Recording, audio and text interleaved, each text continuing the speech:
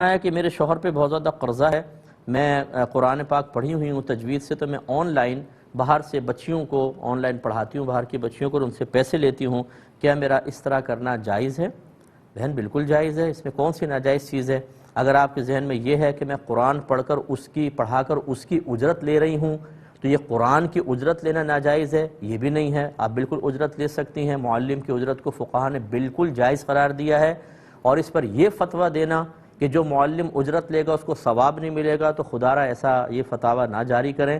دینی استاد ہو، مؤذن ہو، امام ہو، اسی طریقے سے کوئی قرآن پاک کی تعلیم دیتا ہو، اگر اس کا قصد و ارادہ صرف اللہ کی رضا ہے لیکن بامر مجبوری وہ اپنا وقت دیتا ہے اور اس کی اجرت بھی لیتا ہے، تو شرعاً اس کو بالکل ثواب بھی ملے گا اور اس کے لیے رزق بالکل طیب اور حلال ہوگا۔ جو یہ کہے کہ اس پہ ثواب مرتب نہیں ہوگا، وہ سمجھ لیں کہ ایک معاشرے میں بگاڑ پیدا کرے گا، کیونکہ ہزاروں استاد ایسے ہیں۔ اب آپ اگر یہ کہیں کہ آپ کو ثواب ہی نہیں ملے گا پڑھانے کا، تو اس کا مطلب ہے کہ جو بچے دین کی طرف آنا چاہتے ہیں وہ یہ سوچیں گے کہ اگر ہم آ کر ہم بھی اس طرح استاد بن کے پڑھائیں گے، ذریعہ معاش کو اختیار کر نہیں سکیں گے، اور اس کے پڑھانے کا تو پھر ثواب بھی نہیں ملے گا کیونکہ اس کے ہم تنخواہ لے رہے ہوں گے، تو پھر اس راستے کو چھوڑ ہی دو، دوسرے راستے پہ چلے جاؤ۔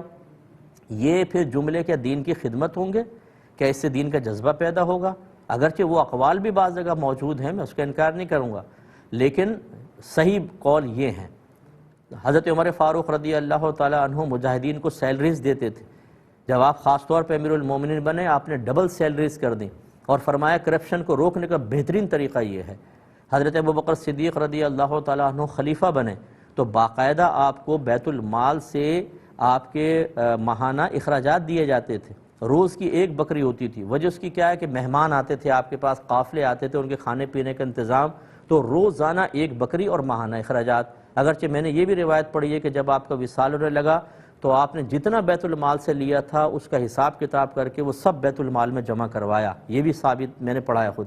لیکن بہرحال لیا تو صحیح، تو کیا ان کو ثواب نہیں ملے گا کسی بھی چیز کا؟ اس طرح میرا مشورہ یہی ہے کہ یوں نہ کریں، ویسے لوگ دین کی طرف مائل نہیں ہو رہے، اور ہم قریت کے وہ مسائل نکال کے لوگوں کے سامنے بیان کریں جس سے ان کی دل آزاریاں ہوں، جن سے وہ پیچھے ہٹیں، جن سے ینگ جنریشن قریب آتے ہوئے 10 دفعہ کانوں کو ہاتھ لگائے اور وہ کہیں کہ سارے جو مولوی حضرات ہیں چونکہ یہ دنیاوی مال اس کے ذریعے حاصل کر رہے ہیں تو ان کو تو ثواب نہیں ملے گا۔ پھر اس سے آگے بڑھ کے یہ کیوں نہیں کہتے کہ ثواب تو دور کی بات، جو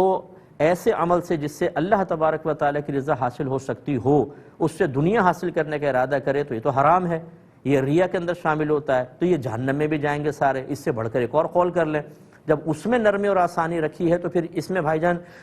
کرنے میں کیا پرابلم ہے؟ تو اگر میری بہن کو کسی نے اس طرح کہہ دیا ہے، بالکل نہ گھبرائیں، آپ بچیوں کو پڑھائیں، اللہ کے لیے پڑھائیں، ثواب کی امید رکھیں، اللہ تعالیٰ آپ کو ثواب دے گا، باقی آپ جو اجرت لے رہی ہیں آپ تو ویسے ضرورت مند ہیں، آپ کے لیے بالکل طیب اور بالکل حلال ہے۔